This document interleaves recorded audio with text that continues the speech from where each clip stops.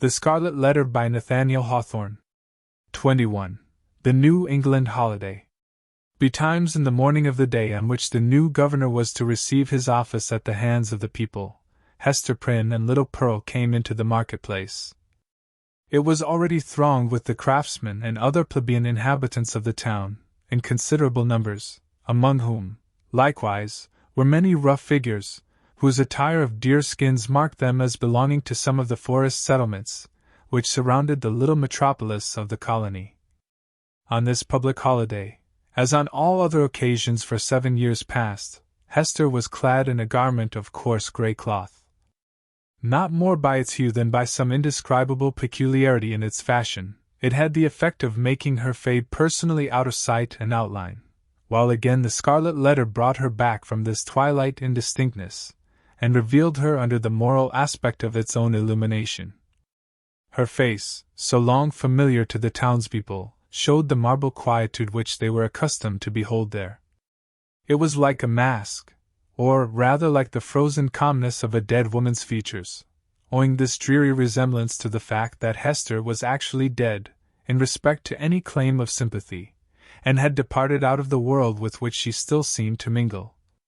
It might be, on this one day, that there was an expression unseen before, nor, indeed, vivid enough to be detected now, unless some preternaturally gifted observer should have first read the heart, and have afterwards sought a corresponding development in the countenance and mien.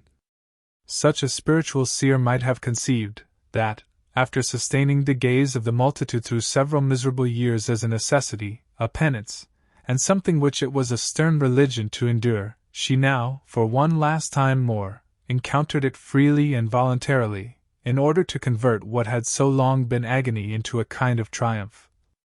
"Look your last on the Scarlet Letter and its wearer!" The people's victim and lifelong bondslave, as they fancied her, might say to them. "Yet a little while, and she will be beyond your reach. A few hours longer and the deep, mysterious ocean will quench and hide forever the symbol which ye have caused to burn on her bosom."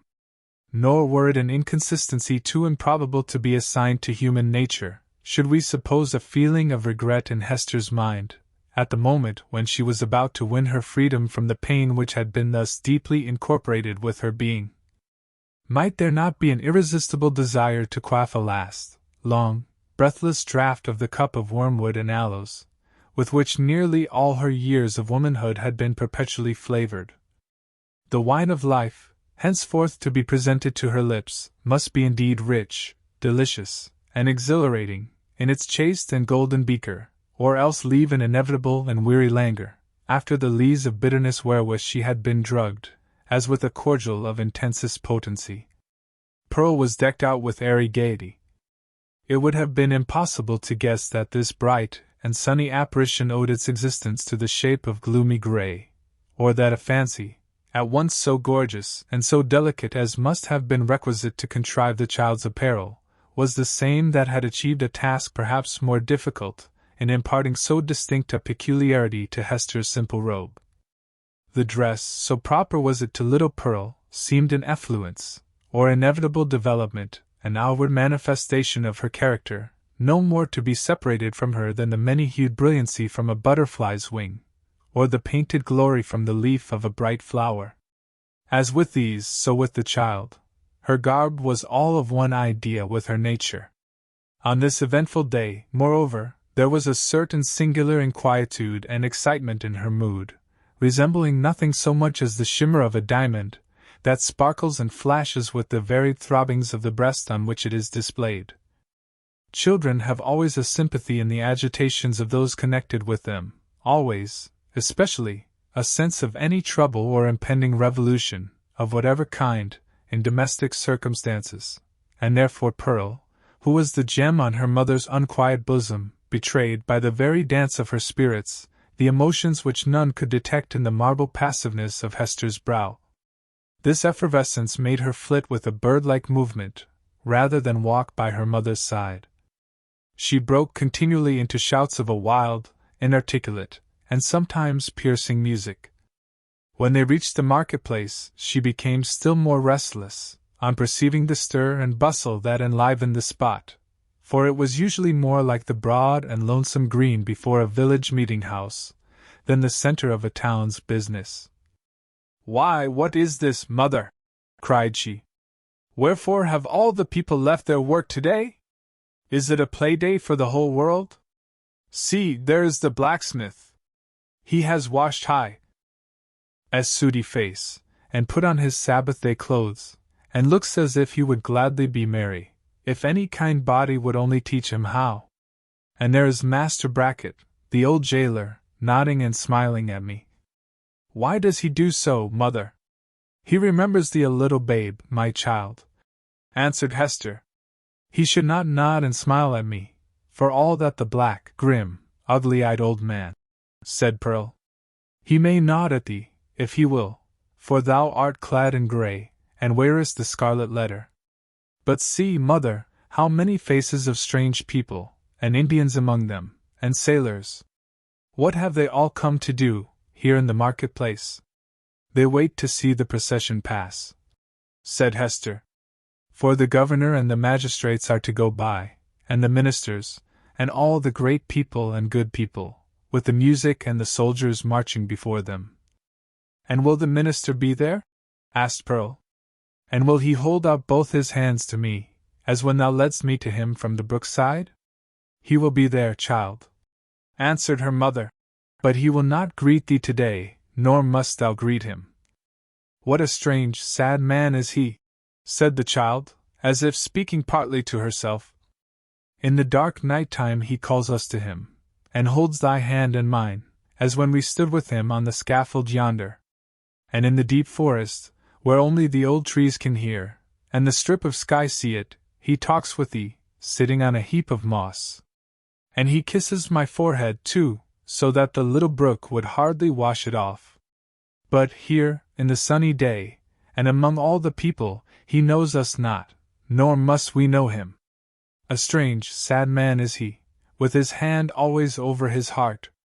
"Be quiet, Pearl, thou understandest not these things," said her mother. "Think not now of the minister, but look about thee, and see how cheery is everybody's face today.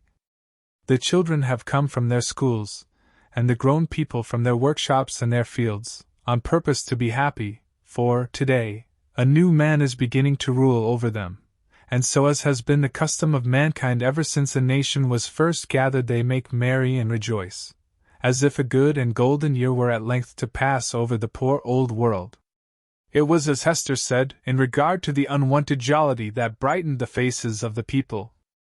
Into this festal season of the year, as it already was, and continued to be during the greater part of 2 centuries, the Puritans compressed whatever mirth and public joy they deemed allowable to human infirmity, thereby so far dispelling the customary cloud, that, for the space of a single holiday, they appeared scarcely more grave than most other communities at a period of general affliction. But we perhaps exaggerate the grey or sable tinge, which undoubtedly characterized the mood and manners of the age. The persons now in the marketplace of Boston had not been born to an inheritance of puritanic gloom. They were native Englishmen, whose fathers had lived in the sunny richness of the Elizabethan epoch, a time when the life of England, viewed as one great mass, would appear to have been as stately, magnificent, and joyous as the world has ever witnessed. Had they followed their hereditary taste, the New England settlers would have illustrated all events of public importance by bonfires, banquets, pageantries, and processions. Nor would it have been impracticable, in the observance of majestic ceremonies, to combine mirthful recreation with solemnity, and give, as it were, a grotesque and brilliant embroidery to the great robe of state, which a nation, at such festivals, puts on. There was some shadow of an attempt of this kind in the mode of celebrating the day on which the political year of the colony commenced. The dim reflection of a remembered splendor, a colorless and manifold diluted repetition of what they had beheld in proud old London, we will not say at a royal coronation, but at a Lord Mayor's show, might be traced in the customs which our forefathers instituted, with reference to the annual installation of magistrates. The fathers and founders of the Commonwealth, the statesmen, the priest, and the soldier seemed it a duty then to assume the outward state and majesty, which, in accordance with antique style, was looked upon as the proper garb of public and social eminence. All came forth to move in procession before the people's eye, and thus impart a needed dignity to the simple framework of a government so newly constructed. Then, too, the people were countenanced, if not encouraged, in relaxing the severe and close application to their various modes of rugged industry, which at all other times seemed of the same piece and material with their religion. Here, it is true, were none of the appliances which popular merriment would so readily have found in the England of Elizabeth's time, or that of James, no rude shows of a theatrical kind, no minstrel, with his harp and legendary ballad, nor gleeman with an 8d ansing to his music, no juggler, with his tricks of mimic witchcraft, no Merry Andrew, to stir up the multitude with jests, perhaps 100 years old, but still effective, by their appeals to the very broadest sources of mirthful sympathy. All such professors of the several branches of jocularity would have been sternly repressed, not only by the rigid discipline of law, but by the general sentiment which give law its vitality. Not the less, however, the great, honest face of the people smiled grimly, perhaps, but widely too. Nor were sports wanting, such as the colonists had witnessed, and shared in, long ago, at the country fairs and on the village greens of England, and which it was thought well to keep alive on this new soil, for the sake of the courage and manliness that were essential in them. Wrestling matches, in the different fashions of Cornwall and Devonshire, were seen here and there about the marketplace. In one corner, there was a friendly bout at quarterstaff, and what attracted most interest of all on the platform of the pillory, already so noted in our pages, 2 masters of defense were commencing an exhibition with the buckler and broadsword. But much to the disappointment of the crowd, this latter business was broken off by the interposition of the town beadle, who had no idea of permitting the majesty of the law to be violated by such an abuse of one of its consecrated places. It may not be too much to affirm, on the whole, the people being then in the first stages of joyless deportment, and the offspring of sires who had known how to be merry, in their day, that they would compare favorably, in point of holiday-keeping, with their descendants, even at so long an interval as ourselves. Their immediate posterity, the generation next to the early emigrants, wore the blackest shade of Puritanism, and so darkened the national visage with it, that all the subsequent years have not sufficed to clear it up. We have yet to learn again the forgotten art of gaiety. The picture of human life in the marketplace, though its general tint was the sad grey, brown, or black of the English emigrants, was yet enlivened by some diversity of hue.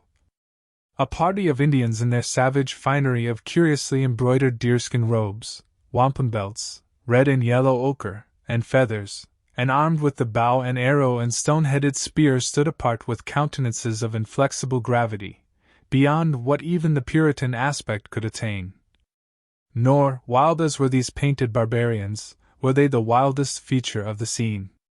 This distinction could more justly be claimed by some mariners a part of the crew of the vessel from the Spanish Main who had come ashore to see the humors of Election Day. They were rough-looking desperadoes, with sun-blackened faces, and an immensity of beard. Their wide short trousers were confined about the waist by belts, often clasped with a rough plate of gold, and sustaining always a long knife, and in some instances a sword. From beneath their broad-brimmed hats of palm leaf, gleamed eyes which, even in good nature and merriment, had a kind of animal ferocity. They transgressed without fear or scruple the rules of behavior that were binding on all others, smoking tobacco under the beadle's very nose, although each whiff would have cost the townsman a shilling, and quaffing at their pleasure draughts of wine or aqua vitae from pocket flasks, which they freely tendered to the gaping crowd around them.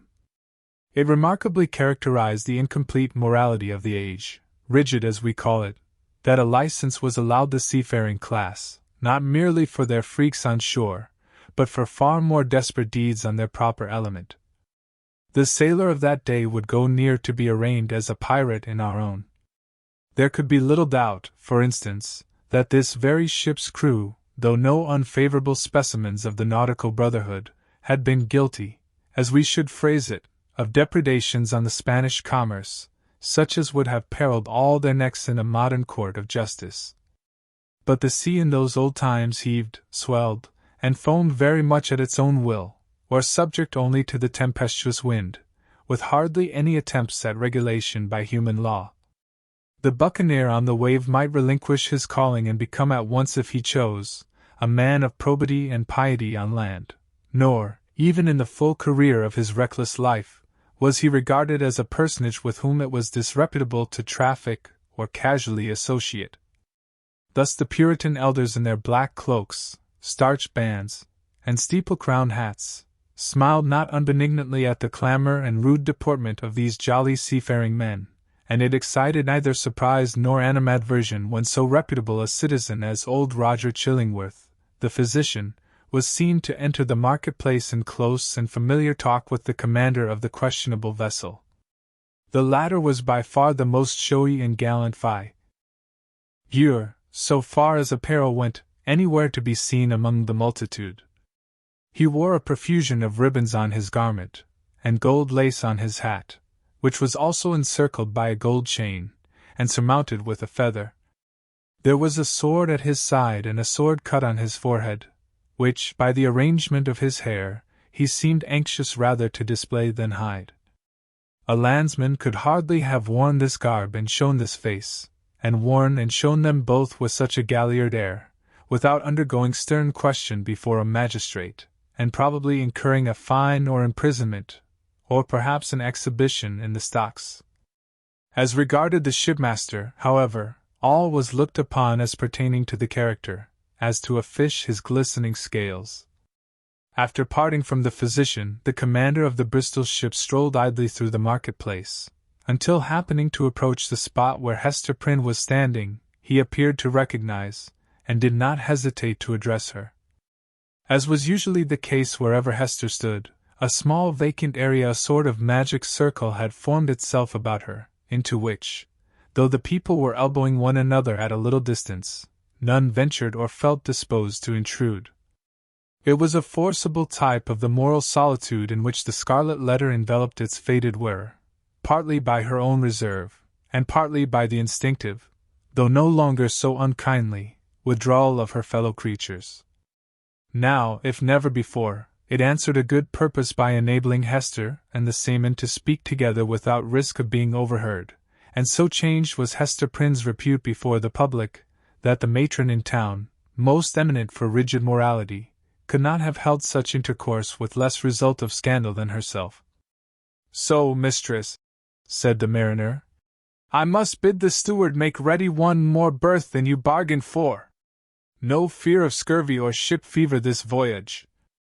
What with the ship's surgeon and this other doctor, our only danger will be from drug or pill, more by token, as there is a lot of apothecary's stuff aboard, which I traded for with a Spanish vessel." "What mean you?" inquired Hester, startled more than she permitted to appear. "Have you another passenger?" "Why, know you not," cried the shipmaster, "that this physician here Chillingworth he calls himself is minded to try my cabin fare with you?" "Aye, you must have known it, for he tells me he is of your party, and a close friend to the gentleman you spoke of, he that is in peril from these sour old Puritan rulers." "They know each other well, indeed," replied Hester, with a mien of calmness, though in the utmost consternation. "They have long dwelt together." Nothing further passed between the mariner and Hester Prynne. But at that instant she beheld old Roger Chillingworth himself, standing in the remotest corner of the market-place and smiling on her, a smile which across the wide and bustling square, and through all the talk and laughter, and various thoughts, moods, and interests of the crowd conveyed secret and fearful meaning.